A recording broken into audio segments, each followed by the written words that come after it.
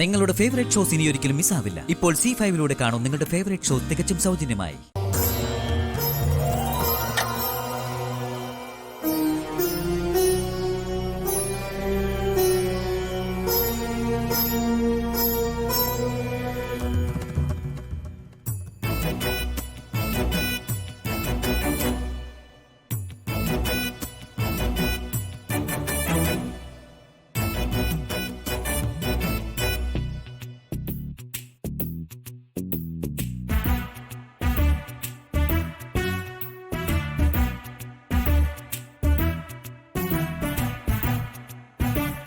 എന്താ ജാസ്മിൻ, പൊന്നാങ്ങള ഇരുമ്പഴിക്കുള്ളിലായതിനു ശേഷം നീ ഭക്തിമാർഗം സ്വീകരിച്ചോ? എന്താ ഇതിനു പിന്നിലെ ഉദ്ദേശം? പാർവതി, ആക്ഷേപിക്കുകയും അവഹേളിക്കുകയും ഒക്കെ ആവാം, പക്ഷെ വാക്കുകൾ കൊണ്ട് മനസ്സിനെ മുറിവേൽപ്പിക്കരുത്.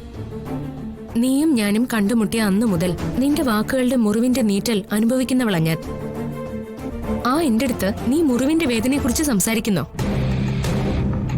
എന്റെ വാക്കുകൾ എന്നാ നിന്നെ മുറിവേൽപ്പിച്ചിട്ടുള്ളത്?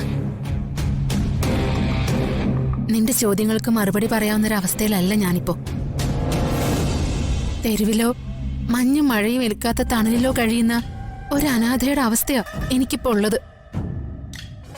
നിന്ന് തിരിയാൻ സ്ഥലമില്ലാത്ത ആ ഔട്ട് ഹൗസിന്റെ 4 ചുവരുകൾക്കുള്ളിൽ ജതിൻ പോയതോടെ ഭയന്ന് വിറച്ച് കഴിയുക ഞാൻ. ഭയോ? നിനക്കോ?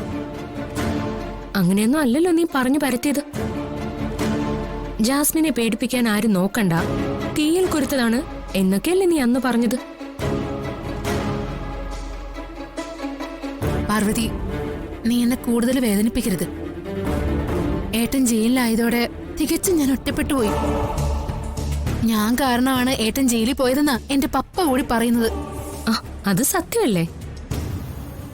നാളുകളായി കണക്ക് കൂട്ടി നിന്റെ മനസ്സിൽ അല്ലെങ്കിൽ നിന്റെ വക്രബുദ്ധിയിൽ ഉദിച്ച കുറ്റകൃത്യം പെട്ടെന്നൊരു നിമിഷം നീ തന്നെ നിന്റെ സഹോദരനിൽ പരസ്യമായി അടിച്ചേൽപ്പിക്കുകയായിരുന്നു എന്ന് ഞാൻ പറഞ്ഞ നിനക്ക് നിഷേധിക്കാൻ പറ്റോ? അയ്യോ, അതൊന്നും അല്ല സത്യം. എന്തായാലും പിടിക്കപ്പെടുമെന്ന് ഉറപ്പായപ്പോ മറച്ചു വെച്ചിരുന്ന സത്യമാ അവൻ തുറന്നു പറഞ്ഞത്. ഞാൻ വിശാലിനോടും നിന്നോടും അല്ല പാർവതിയോടും മാപ്പ് ചോദിച്ചില്ലേ? അതെന്തിനാ? കുറ്റബോധം. സത്യമായിട്ടും ഞാനിതൊന്നും അറിഞ്ഞ കാര്യങ്ങളല്ല പാർവതി. നീ എന്റെ മുന്നിൽ ഇത്രയൊക്കെ പറഞ്ഞ് കാട് കയറണമെങ്കിൽ നീ മറ്റെന്തോ ലക്ഷ്യം വെച്ചിട്ടുണ്ട് ജാസ്മിൻ. അതെന്തായാലും മറ്റാരുടെയും നന്മയ്ക്കാവില്ല, മറിച്ച് നിന്റെ ലക്ഷ്യപ്രാപ്തിക്ക് വേണ്ടി മാത്രമായിരിക്കും. ഞാനൊന്ന് ചോദിച്ചോട്ടെ ജാസ്മിൻ, നിനക്ക് നിന്നെ തന്നെയെങ്കിലും വിശ്വാസമുണ്ടോ?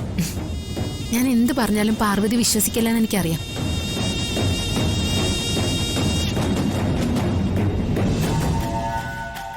ഞാൻ ആന്റിയോടൊരു കാര്യം പറഞ്ഞായിരുന്നു. അത് പാർവതി അറിഞ്ഞോന്ന് എനിക്കറിയില്ല. അറിഞ്ഞു. അമ്മ എന്നോട് പറഞ്ഞതും നീ ഇപ്പൊ പറഞ്ഞു വന്നതും ഒരേ കാര്യമാണെന്ന് മനസ്സിലാക്കാൻ വലിയ ബുദ്ധിയൊന്നും വേണ്ട ജാസ്മിൻ.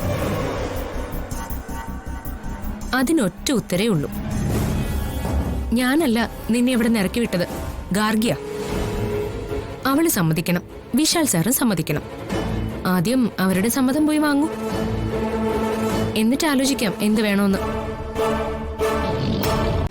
ഡൗൺലോഡ് ചെയ്യൂ C5 ആപ്പ്. കാണൂ എല്ലാ എപ്പിസോഡുകളും സൗജന്യമായി.